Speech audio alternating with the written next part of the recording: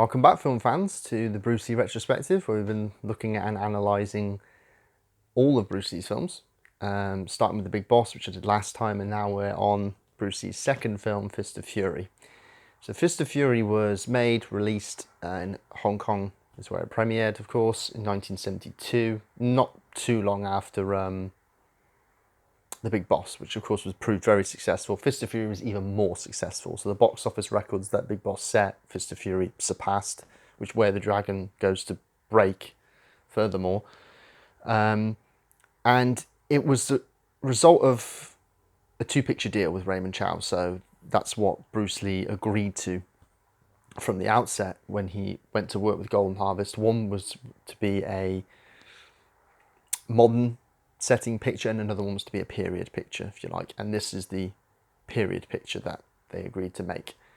From what I've gathered and watched, because I've watched the Tony Raines 82-minute retrospective overview of Lee, which is really, really interesting. I recommend everyone watch that because he's always very informative on whatever he talks about. He talks about how Lee here read this, so the script was already written. Lee read it, liked it, and wanted to be in the starring role, although extensive rewrites were done the weekend before essentially principal photography or shooting started. So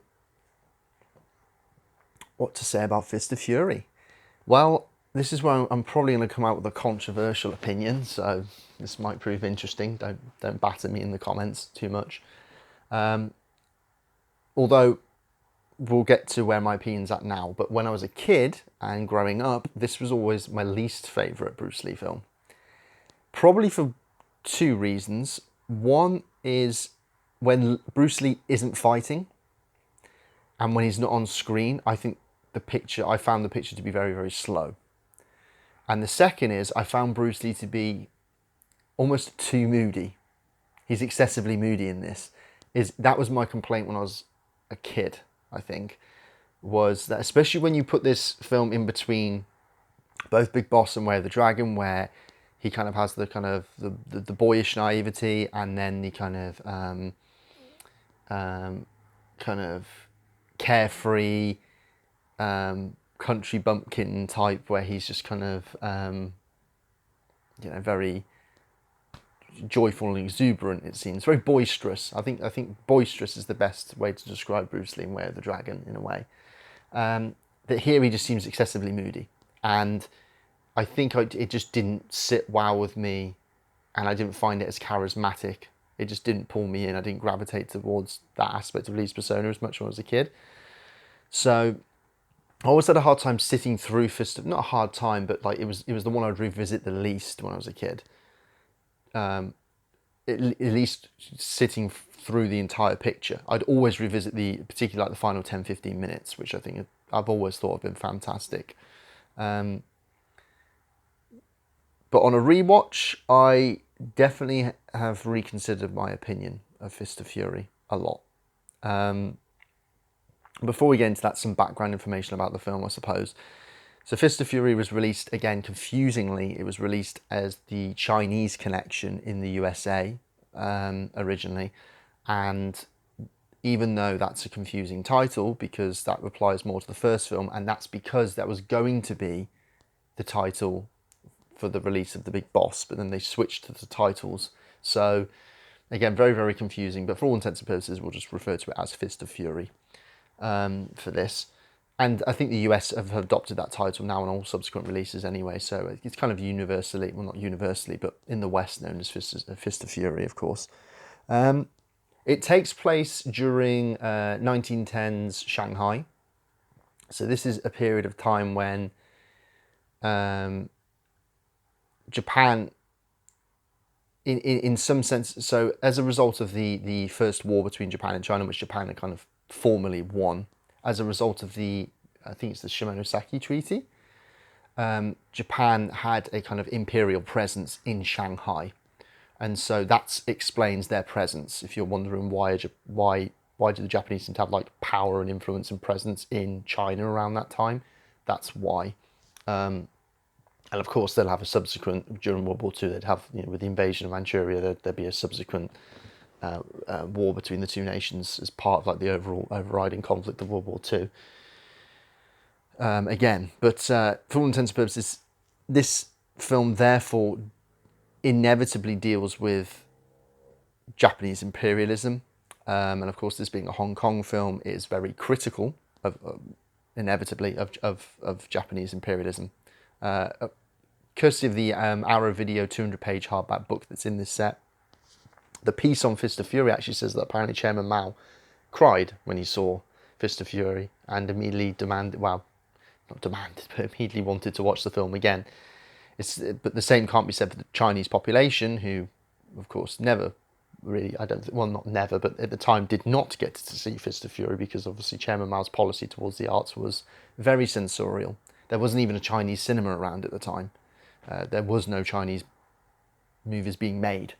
It's all kind of Hong Kong based, which is probably adds to the success, actually, of Bruce Lee, in a way, because there's an even more of a thirst of those that can see and make movies in Hong Kong, of the Chinese or the Chinese diaspora in East Asia, to have this figure, this heroic figure. So the film, the structure of the film, I think is pretty fantastic, actually, when looking at it now. A lot of this is talked about in one of the special features on the disc, actually. There's actually some kind of a formal thematic analysis of the film, which is kind of interesting. And one of the points is how the film's bookended, right? So how the film opens and how the film ends is very, very similar, because they have kind of shots of this Chinese martial arts school that's present in Shanghai. And Bruce Lee arrives for his Sifu, his master's funeral, dressed all in white. And the shot is of the entrance of the school. It's bookended, the film's bookended with a shot of course, the iconic freeze frame of Bruce Lee jump kicking into the audience, into the audience and the firing gallery of Chinese or Japanese police, and of course the freeze frame kind of capturing the moment of his death, as it were. Very, very iconic and powerful moment, actually. Definitely, maybe the best ending to a Bruce Lee film. But it's all, of course, juxtaposed with the fact that Bruce Lee arrives all in white, dressed all in white for the funeral, which happens to be the kind of the sign of peace, right, or pacifism. It's certainly in the West, but it's also the color of mourning in China. Anyway, so again, what's fascinating about this film, actually, when I dismissed as a kid Bruce Lee being too moody, really,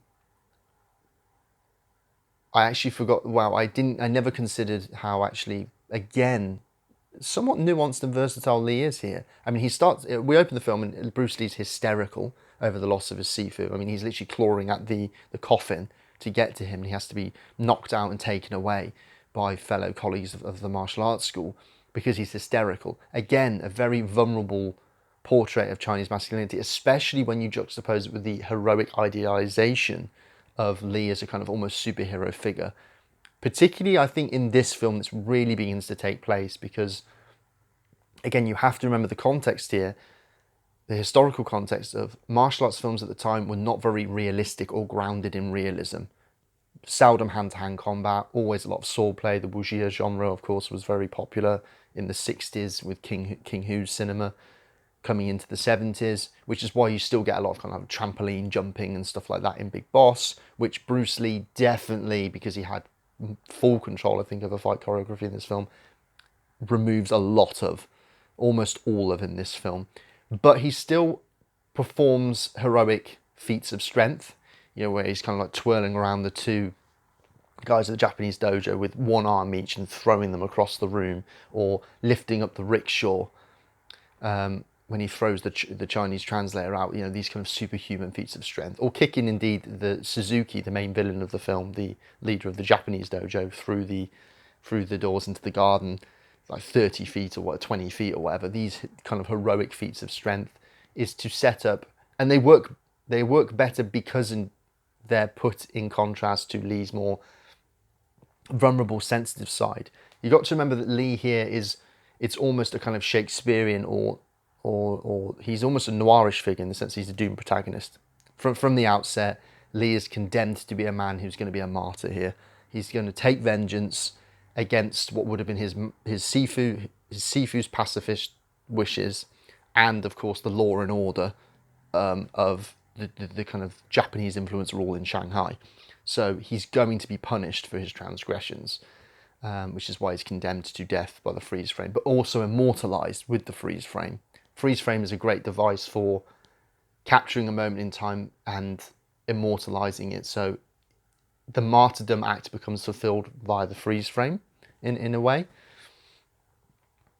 And Lee, as a result of him being this kind of like martyrdom figure, is like I say, is made all the more iconic for it. Okay, like I said, I think this is really the film. I didn't realize as I was younger how important this film was in really cementing, because you got to remember Bruce Lee's character, Chen Zhen is the character's name that he plays. So Bruce Lee in this film is the star. There's none of this kind of big boss where it's like, it's a bit, is it James Chen for the first half of the film? And James Chen is present in this film, but he's in the periphery. He's really in the background. He's just one of the students. He gets kind of a death scene projecting his Sifu's image, but he's really, like I say, in the periphery here. So we've already seen this kind of this realization, this valorization of no, Bruce Lee is the star here, and it really is a vehicle for him to showcase that. So I just think, yeah, this film is, even the dialogue scenes which I found slow now, I think actually serve to just actually strengthen the story again, or show different aspects of Bruce Lee's character. I mean, you've got the romance plot where he's dating, he's planning to, or they plan to marry one of the students. Says that, and she goes to visit him when he's in exile, because he's kind of pushed into exile as the result of his actions. And this is the thing, right? Lee's in this compromised position where he's taunted by the Japanese who kind of they rudely gate crash I think it's to mark the 7 days of mourning, I suppose, what we would consider a kind of wake, kind of great gate crashes the wake of the Sifu, and they taunt the Chinese people by presenting them with a sign of the sick man of Asia. And this is the thing, right? This is an explicitly Chinese nationalist picture that condemns Japanese imperialism. At the same time, it's very Chinese nationalist. So we can argue whether did this do more harm than good in the long run in terms of its representation of, or how progressive is it in how it deals with the critique of imperialism. But nonetheless, Hong Kong audiences at the time lapped it up. They loved the two back-to-back scenes where Bruce Lee essentially takes on an entire dojo of Japanese martial artists and beats them all up. The first appearance of the nunchaku's iconic, although incidentally completely censored in early home releases on video and maybe early versions of DVD. I don't know, but at the time, any sign of a nunchaku was completely censored in UK releases. But now it's in its full restored glory. The restoration, by the way, again, is brilliant. It's just, and it actually really highlights the filmmaking craft of this film. Credit to Lo Wei, who was the director in the end on Big Boss. Not initially, but that was the director he was replaced. Lo Wei replaced the initial director, and Lo Wei was the director on this film. Bruce Lee didn't get on with him at all. They clashed a lot during filming, and that's why this is the last time they worked together. But I would say this film now is the best made Bruce Lee film in terms of craft and in terms of as a whole. I think it works really, really well.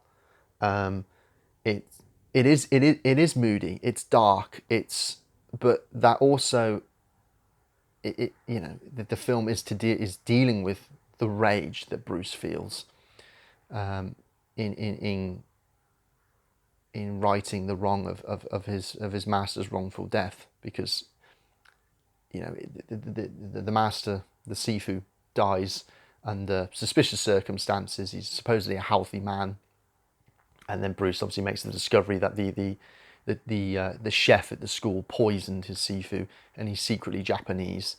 And it's at that point that Bruce has his first kill of the film.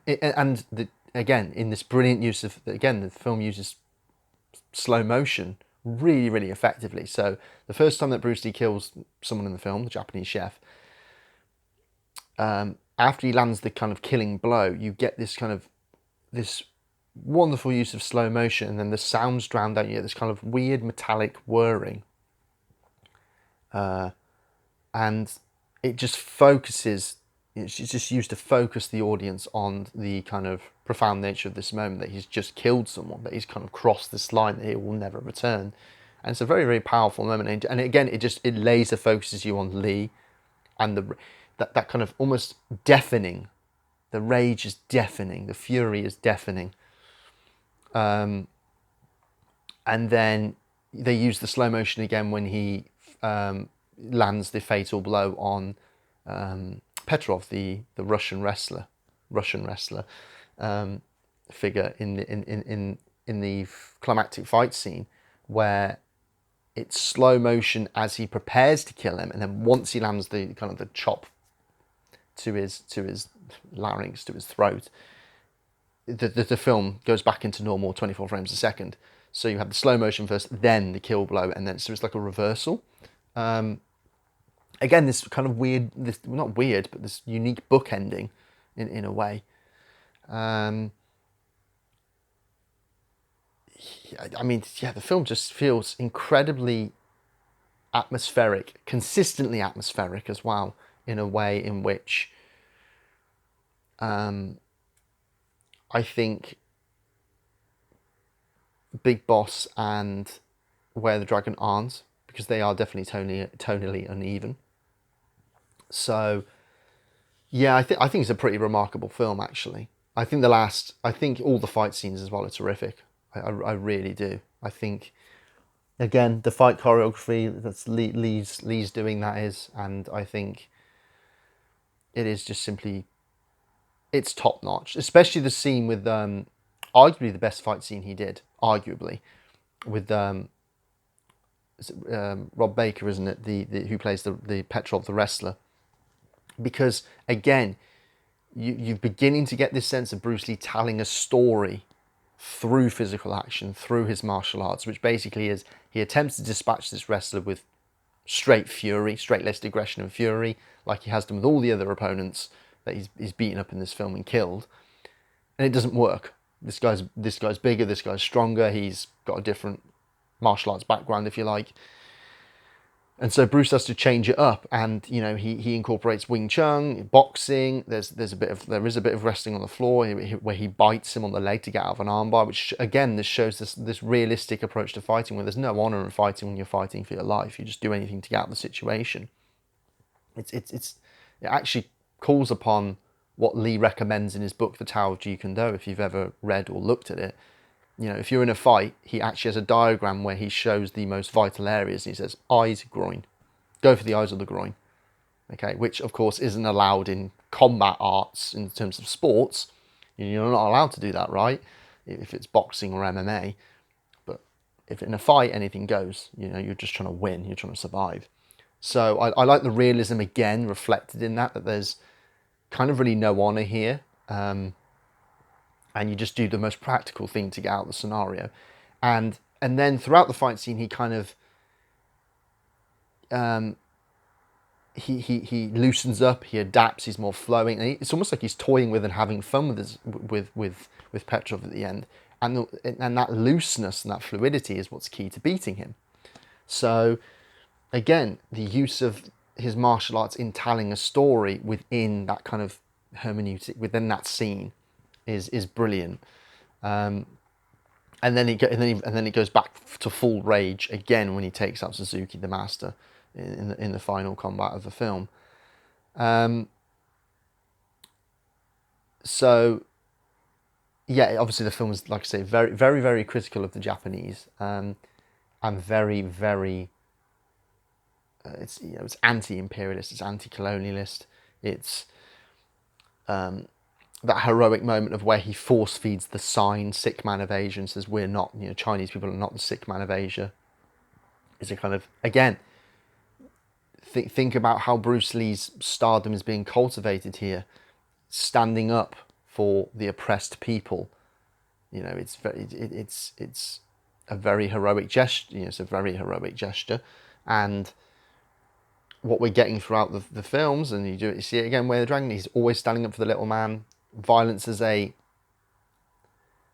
last resort. I mean, in Fist of Fury, it's a last resort simply because the corruption, the power imbalance that exists in Shanghai at the time, because of the Japanese influence and presence, means that Bruce Lee's character Chen Zheng cannot get legal retribution, so he feels like he has to take it into his own hands.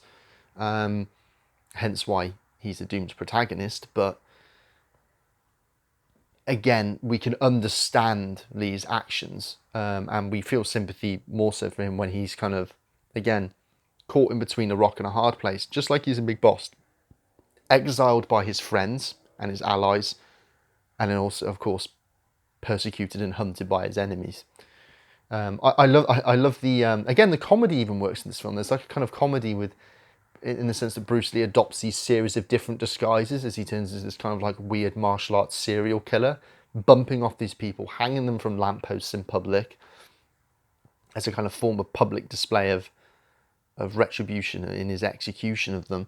And he adopts of like a newspaper vendor, a telephone engineer, where he acts kind of all servile and weak because it's obviously him, right? I mean, it's disguised, but it's almost like his physicality, how he acts all kind of, again, servile and weak, is how the disguise works. Again, I just forgot about those little things, and it adds, it's that charisma and charm to Brucey's performance. There's always like a strain of humour in his, even when it's dark in Fist of Fury, there's always that little bit of humour in and personality that comes across in his fight sequences. I think that means you can take him deadly seriously in terms of his skills, but at the same time he's first and foremost an entertainer, I think, as well as a kind of espousing his particular philosophy and worldview, and as a figure of standing up against oppressed minority figures as well. So Brucey's ticking all these boxes. He's building this stardom, and I think Fist of Fury is an ultimate testament to his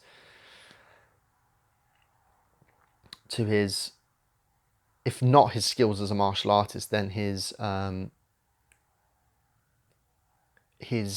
what makes him a star. Like, all those qualities that make him a movie star, because this is a film that's very, very centrally about him. And I still think the film does suffer when he's off screen, and that can't be helped. I think Bruce Lee is that charismatic of a presence. When he's off screen, you immediately notice his absence, and you can't. It's not a fault of the film. I think it's just Bruce Lee is just almost too charismatic. I think that's why Way of the Dragon for me doesn't suffer in that way as much, just because Lee is pretty much in every scene in the film, and the scenes where he isn't, they're very quick scenes. We could argue that's very narcissistic of Lee, but I think Lee's intelligent enough to know why people are seeing the films of his, and it's because of him. So I think Where the Dragon works better in that regard, but I think Fist of Fury is definitely. I've definitely come around and reconsidered it, and I think it's a genuine, even outside the context of the filmography of Bruce Lee, I genuinely think it's a great film, actually. And I like the supporting cast as well. I mean, the Weasley translator, who's kind of like, the guy who's essentially sold his soul just to side with the powerful side, makes the mistake, though, of course, of siding with the Japanese, and he gets his comeuppance in the end. But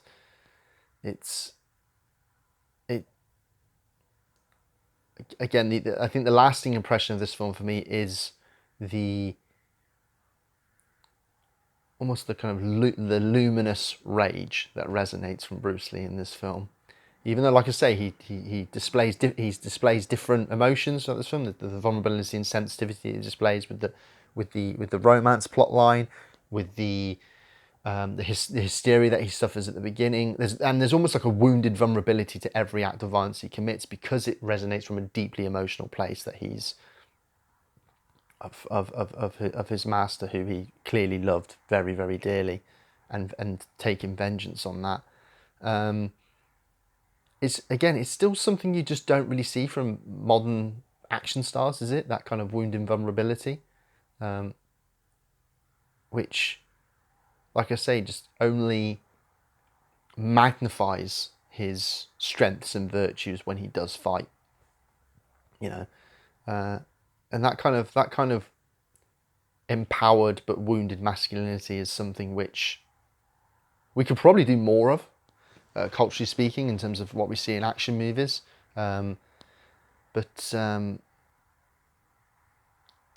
do love that curious dichotomy of Bruce Lee as a superhero, but Bruce Lee is also a very human person at the same time. So, yeah, that's probably sums up a lot of my thoughts on Fist of Fury. Again, in the context of this, I think I've reconsidered it an awful lot.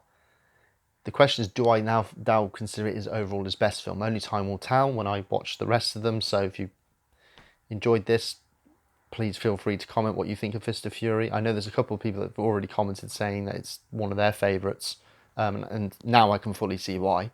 And next up would be Way of the Dragon, which is the first film that Lee actually wrote and directed as well. So that's his first kind of consummate effort of being a kind of actor, fight choreographer, writer, and director. So we'll see how that turns out, and that will probably come out in the next 2-3 days. My review of that, or my kind of discussion of it. So feel free to join me if you are liking these videos so far. Feel free to let me know, and also tell me your thoughts on Fist of Fury. And hopefully I'll see you next time. Take care.